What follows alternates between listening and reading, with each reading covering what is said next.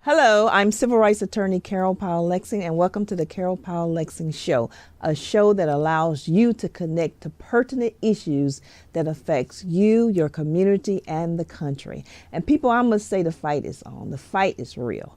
We have people fighting for equal wages, adequate wages, so that we be able to pay our bills. People are fighting to maintain their image and likeness so that they won't be hijacked by AI. People are fighting for justice and fighting to even be able to safely dock our boats, literally. But today we're going to facilitate a discussion regarding the fight for inclusion in light of the United States Supreme Court decision on affirmative action. But before we get into our discussion regarding the United States Supreme Court affirmative action decision, I always like to give a little affirmation because it's important that we all stay encouraged. And our affirmation for the day is that may God bless and guide you throughout all your endeavors. Nothing that comes your way will take him by surprise. Your battles have already been fought and won, and you are victorious in Christ. So take that to heart and know that the fight that we are in, we are going to win. So today we have a very special guest, and our special guest today is Mr. Kyle Bowser.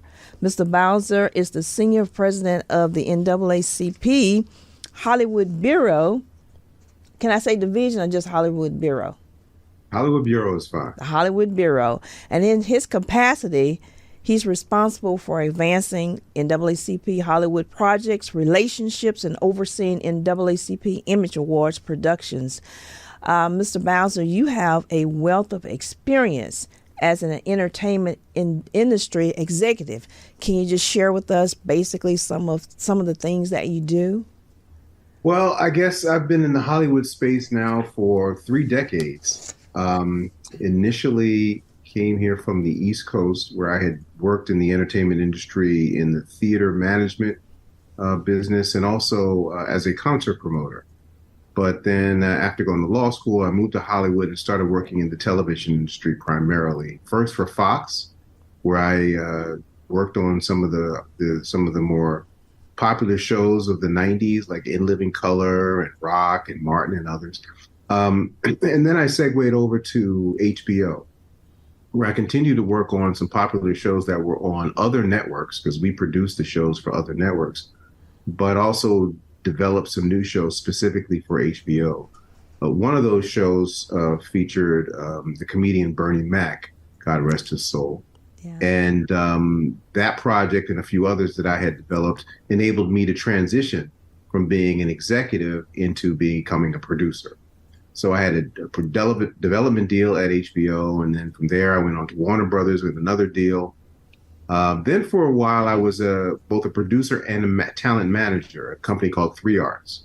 So I had built up a stable of clients who I was helping to sort of grow their own career trajectory. And then I kind of went straight independent, and for many years operated my office as a producer and had some modicum of success with that. But more recently, I've decided to refocus my energies on the work of the NAACP. I've always admired the association. I've always felt that the association is sort of what do we call it? Sort of a public utility within our community. It's always there at your disposal. But I was really admiring the way the industry, the association was moving into the industry, wanting to be more impactful, wanting to be more vital in the quest for equitable outcomes in the Hollywood industry. And so I took on this role as senior vice president, and we've been making some noise. And we need you. We need you. It seems like you have an impeccable history. And being the vice president of the NAACP and taking that to Hollywood, we need you. It needs to be taken to every aspect of this country, because the NAACP, we know that it's the best, the oldest, you know, and the boldest. So what's really interesting about the history that the NAACP has had in Hollywood, we actually started our very first campaign that was about Hollywood and about filmmaking way back in 1915 Wow. when E.W. Griffith directed the film Birth of a Nation. And it was really the very first feature-length epic film ever made in the industry. And the subject matter, of course, was the Reconstruction era of the South after, following the Civil War. The production techniques Mm-hmm. used in the making of that movie were an absolute marvel. Uh, Wow. in fact, there are some techniques that were used in the making of that film that are still being used to this very day. That's how forward thinking Griffith was as a filmmaker. However, the storytelling left a lot to be desired.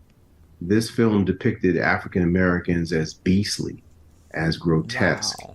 as ravenous, as inhumane.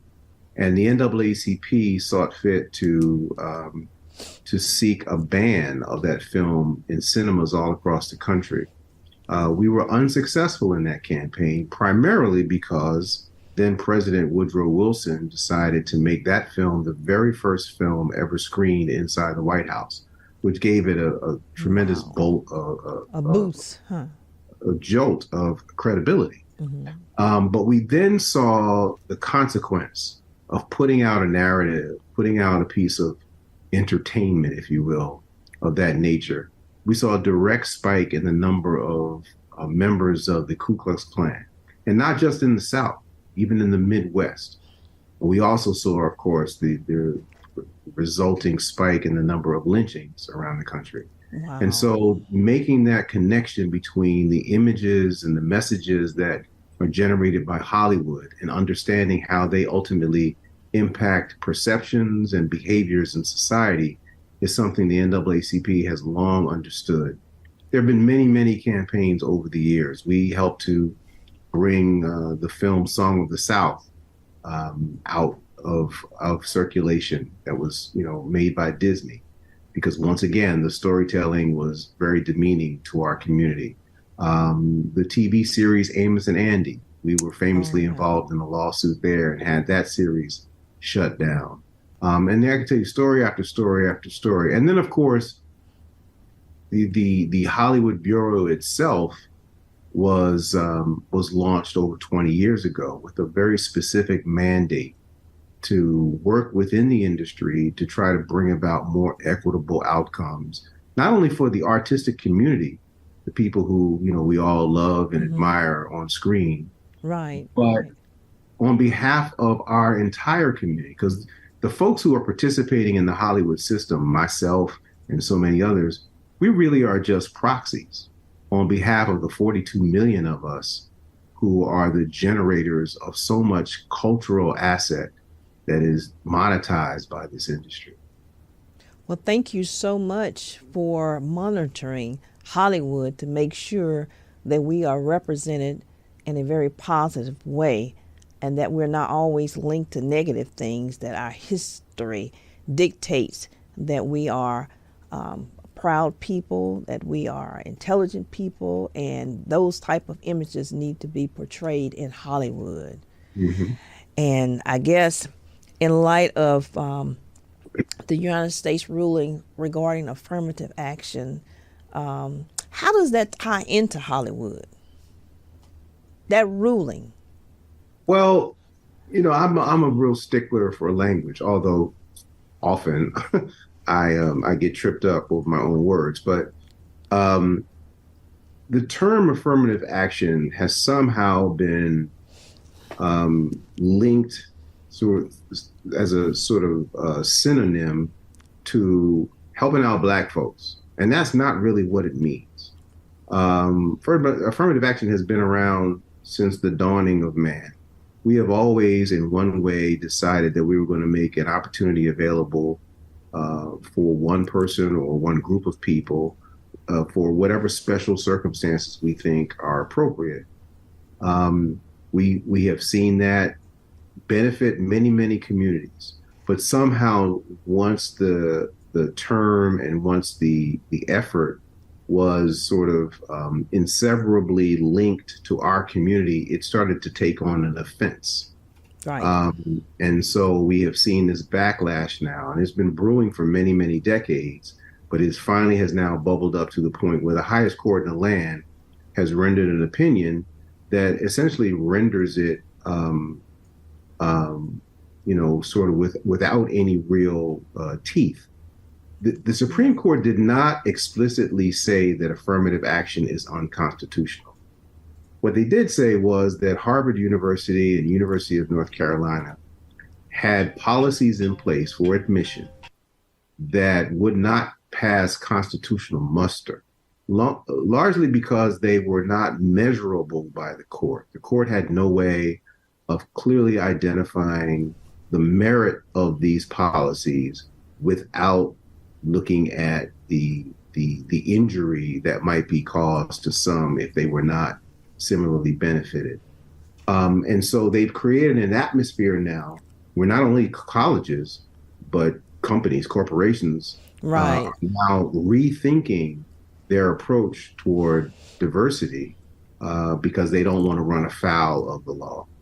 Right. So it has had a ripple effect on the country as a whole, pretty much more than universities itself, because they said that race could not be used as a factor in the admissions process at universities.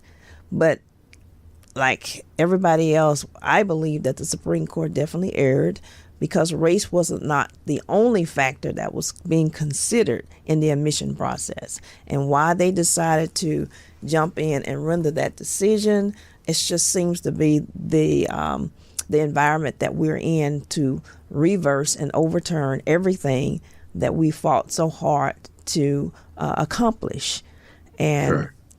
affirmative actions, from my understanding, was put in place along with the Civil Rights Act of 1964 in order to give African Americans an opportunity in employment and in colleges, and then it expanded to including women and other minorities.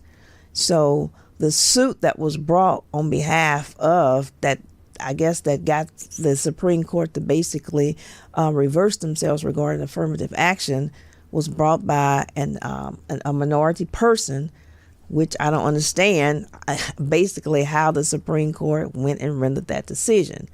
It just seems like it's more political thing and not necessarily what is in the best interest of the country.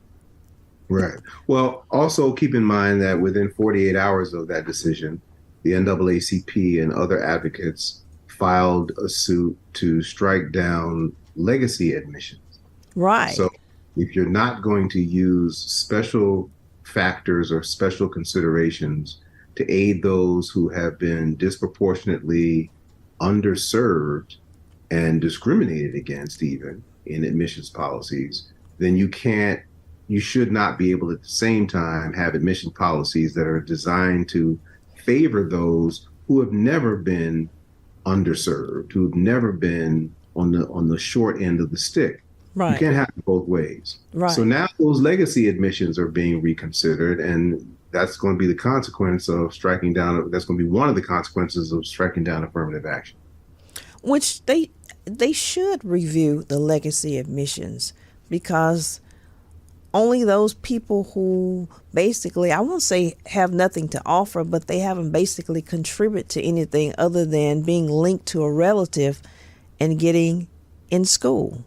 And, right. And it's like, it's not what you know, it's who you know. And it's been a disservice to other individuals who are very talented, who have been unable. And the Supreme Court, obviously, like you said, they can't have their cake and eat it too. Right. But here's the other thing to keep in consideration. These schools have over several years now been looking to expand their reach to students that aren't necessarily located on campus. Many of these schools now have virtual curriculum that you can enroll in. Obviously, the pandemic accelerated that movement because Right. You couldn't have people gathering together in classrooms. You needed to create a virtual um, conduit through which people could take their classes. And so admission is should start to mean something different as we look toward the future. There'll be no limitation on real estate. It's not like we can only fit X number of people in the room, so we have to weed some people out. Um, you ought to be able to expand the number of people who can enroll in a university once you make access to the curriculum a virtual experience. Wow. And we've never, by the way, in this whole conversation about affirmative action, we've never suggested, nor has it ever been the case, that people who are unqualified or don't measure up in terms of whatever the admission standards are. We've never suggested that those people should be enrolled in the university, but only those who have qualified but for some reason still remain underserved by the university should at least get benefit of whatever additional factors they could bring to the table. But we know how all that got stirred up. We're trying to put a negative aspect on affirmative action, saying that we don't want unqualified people. They're getting unqualified people and unqualified students. Those were people that don't want, never wanted affirmative action to even have affirmative action, to give Right. people who have been discriminatory, have long-standing discriminations against themselves to progress. And let me tell you what I Those were think- the let me- powers that be have been doing that to try to That's right. sabotage affirmative action for a very long time, and look like they got a court that's right in their corner now. Right. But let me tell you what I think we ought to be on the lookout for now. So President Biden and others have suggested, okay, well, listen, if racial consideration is not permissible, then perhaps we can look at adversity, right? We Right. can look at what kind of challenge. In fact, the court even wrote about this in their opinion. Let's look at the extent to which an individual has overcome adversity in their life, Right. has proven to be someone who can sort of fight through the challenges and still prove themselves to be worthy and victorious. Okay, great. At the same time, we're hearing now a challenge to the fact that slavery was an adverse condition. We're hearing people suggest that there may have actually been some benefit from Ludicrous. slavery to the enslaved, Ludicrous. right? So if we were to submit ourselves as having been, we're applicants who have been adversely impacted by this institution of slavery, but at the same time, they're now trying to say, well, slavery really wasn't all that bad. In fact, you kind of benefited from it. Now they're going to try, they're going to try to eliminate our applications as an adverse applicant. Wow. It's just getting ridiculous. It has gotten out of hand, and that's why I say the fight is real. The fight is real. But one of the things that the United States Supreme Court didn't do, they didn't touch the military and how they process their applications. In fact, they left that affirmative action in place. Why do you think that they did that? Because we need black and brown bodies to ship to war-torn zones to stand in the fray. Right, right. But didn't they adversely affect those type of, I guess, affect the military in spite of them saying that they're not going to affect the military, if I'm saying that right? Because you have a situation where a lot of the like ROTC programs, you have commissioned officers.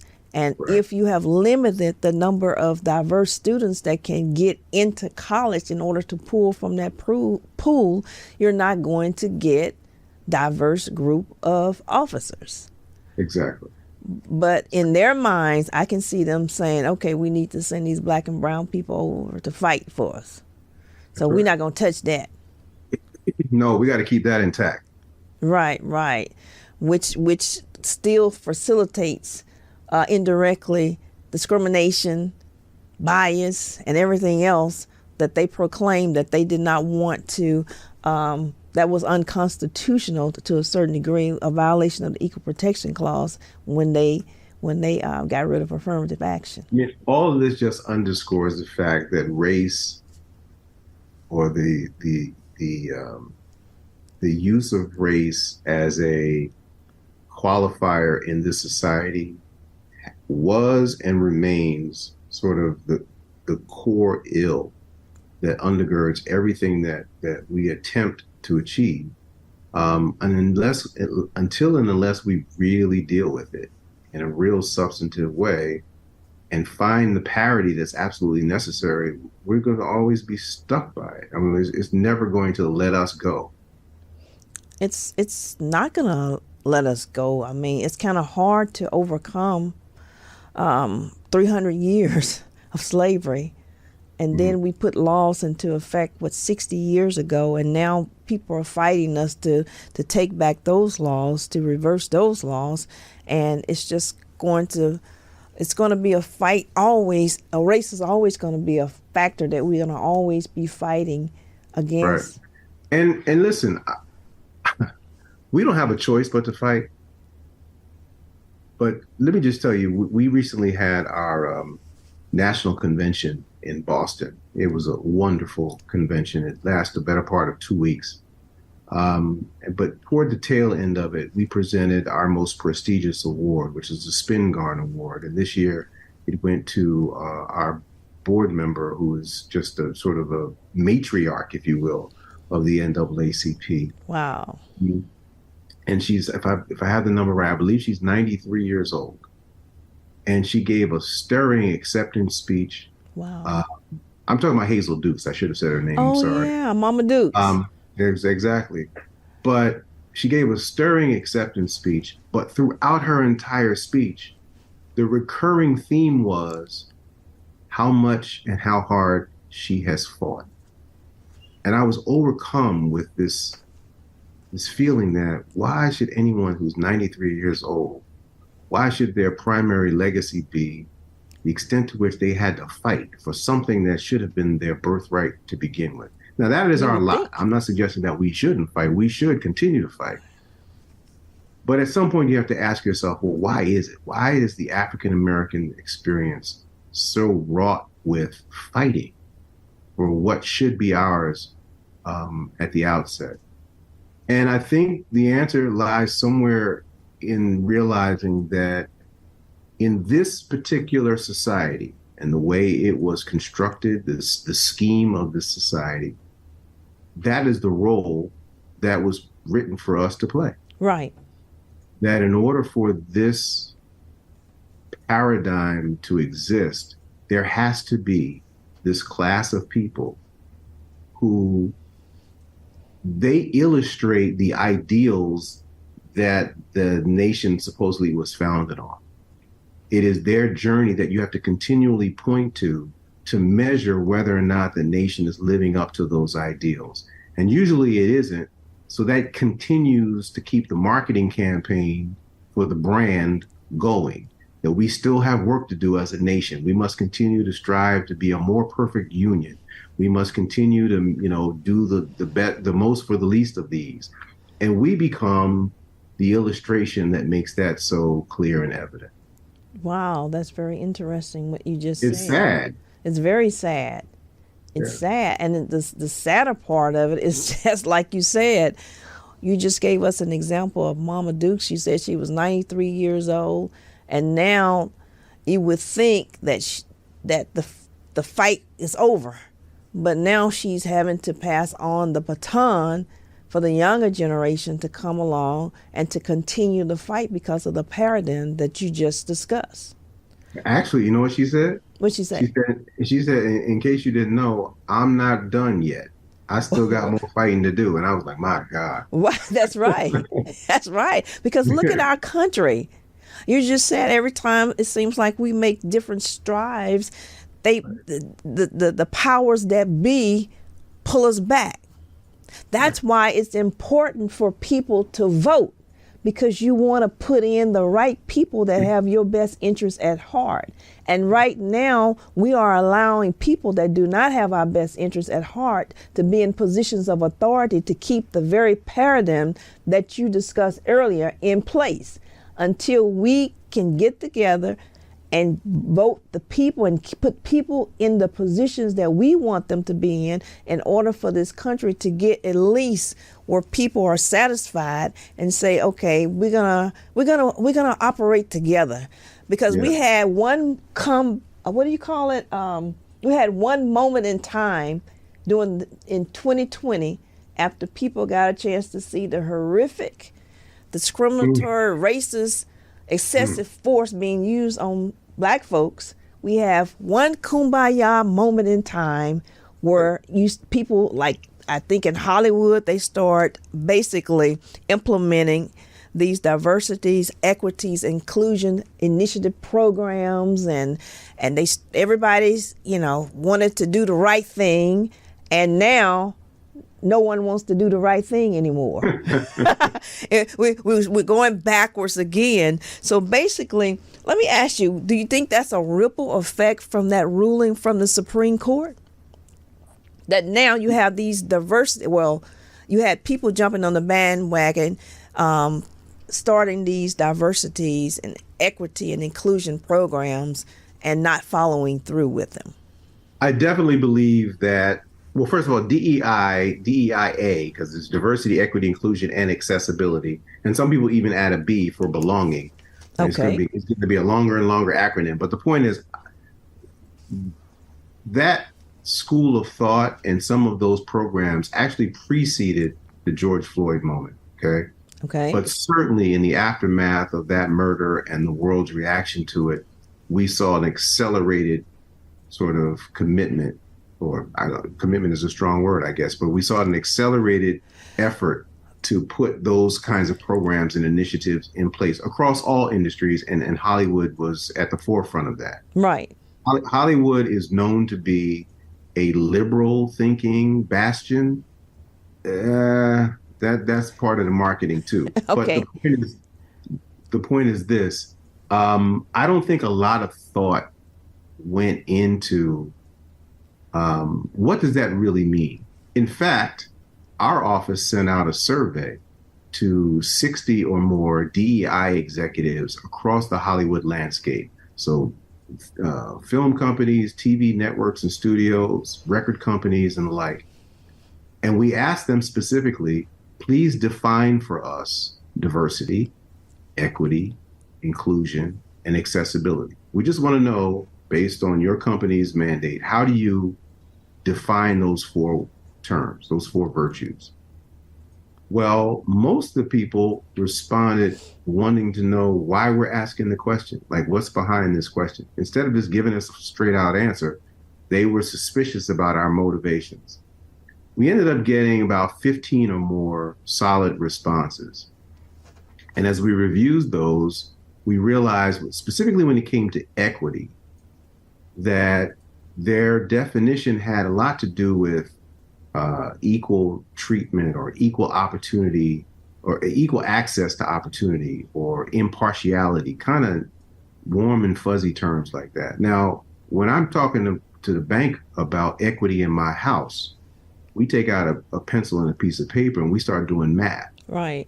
Right. We look at how much money I've invested in my home, how much I've paid into it over time, how much of a stakeholder interest have I accrued over a period of time. And we can come to a mathematical equation that tells me how much equity I have in my home. And in any moment, I can pull some of that equity out and go do something with it, something else. But when we talk about equity in this Hollywood scape and probably other industries as well, it starts to get warm and fuzzy and not so mathematical. Now, I'm very concerned about Black equity in our culture because first of all, culture right now is the number one export coming out of America. Right. And we are the number one contributors to that culture. Right. If you had a big pot that was filled with all the contributions made to what they call mainstream culture, if you could extract from that pot the part that we put in, there wouldn't be a lot left. And whatever's left, we know it wouldn't have much flavor to it. So my question is, what kind of equity interest do we have in the cultural contributions that we have made? And I think that's something we need to really dig down and get an answer to, because we need to be able to trade on that. We need to be able to say, if you want to borrow from our culture, if you are so fascinated with the way we do, whatever it is we do, our linguistics, our fashion, our music, our dance, our style, everything that we do fascinates you. You want to dip into that? That's fine. We're willing to share it with you. But you got to give us a stakeholder interest in that. We can no longer just give it away. Right. Right. Well, I tell you, you talked about the different industries that basically implemented these programs, and you did a study on that. But has anything really came to fruition as it relates to what has happened as it relates to DEIA to make it, has anything real come out of it? That's what I'm trying to ask. Has anything come out of it, out of those programs, other than I see it as a PR move? I Right. see it as a moment in time, not anything anybody's serious about following through with. So Right. my question to you, what has come out of the DEIA initiatives that were implemented in Hollywood or in any other industries that you Right. have seen? So traditionally, diversity initiatives have been sort of a human resources issue, right? Mm-hmm. How can we increase the number of people who work for the company who look a certain way, or have a certain cultural experience, physically disabled, LGBTQ, Native American, Asian American, whatever their stripe is. How can we increase those numbers? And that's a human resource question. Okay. But what DEIA really is intended to be is a philosophy that permeates every faction of a company. So in the way in which we develop our product, the way in which we market our product, the way in which we deal with vendor contracts, everything that we do, the philosophies should include some measure of diversity, some measure of equity, inclusion, and accessibility. It's not just increasing the number of people, because what we've learned Mm-hmm. is that even if you increase the number of people who look a certain way within a company, that doesn't necessarily mean that you're going to see a difference in the outcomes, either because those people may not be empowered to really exert their cultural perspective on things. But isn't that the Or- purpose of DEIA, is to empower people who are No. not empowered, to make sure that they get into those positions to be empowered so that they can have an effect on what's going on in that area in the industry too? I have personally been in situations as an employee where I was brought in to some extent because I looked differently.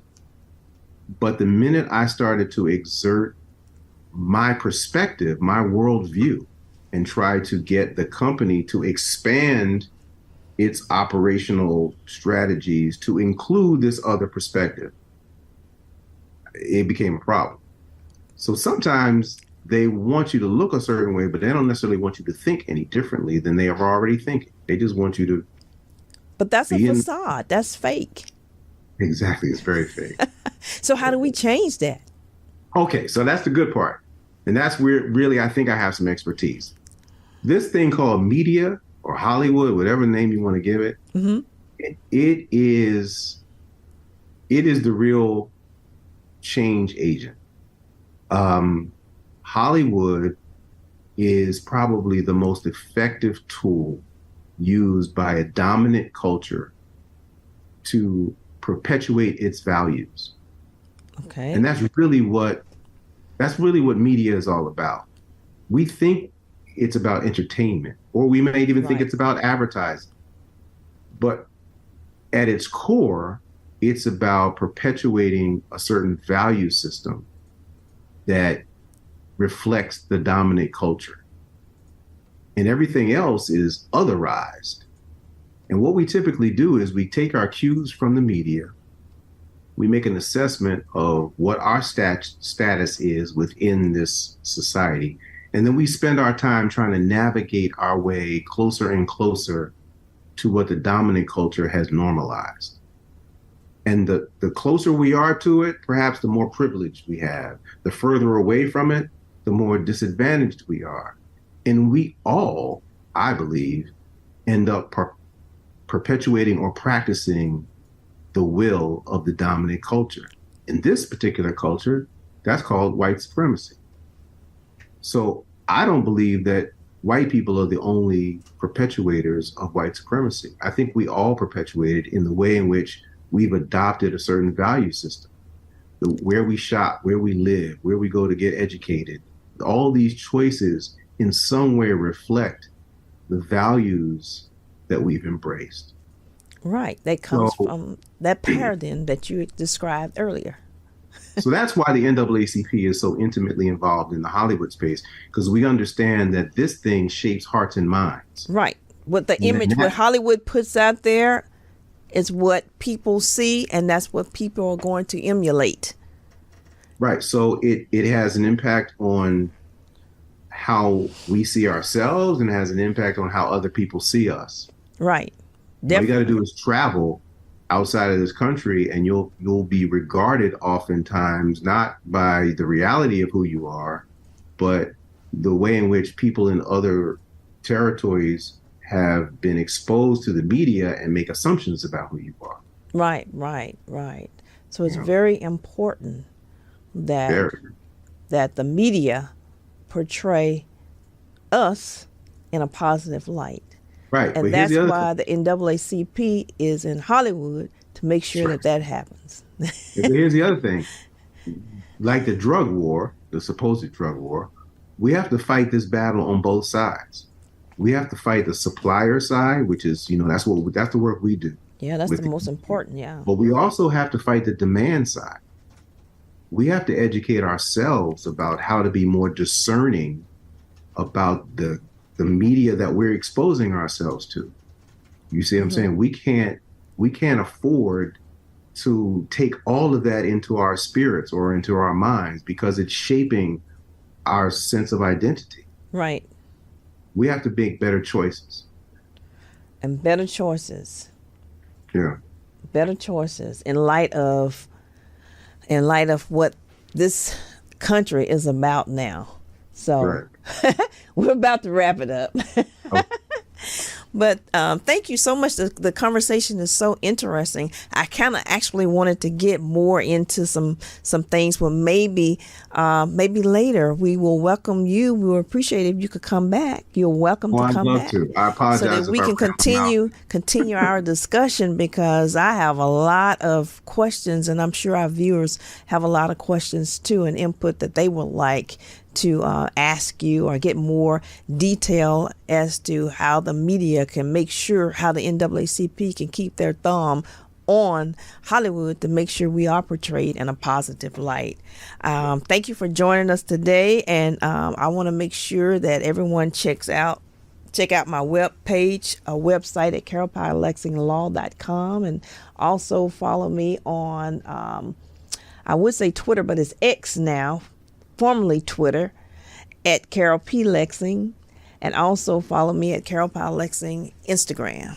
Thank you so much, Mr. Thank Bowser, you. for coming here today and enlightening us on what's going on as it relates to the media and as it relates to the fight that we're in order to stay in inclusion or stay included in the process. Will do. Thank you so much. We'll talk soon. Thank you. Thank you, Kyle. Bye bye. Thank you.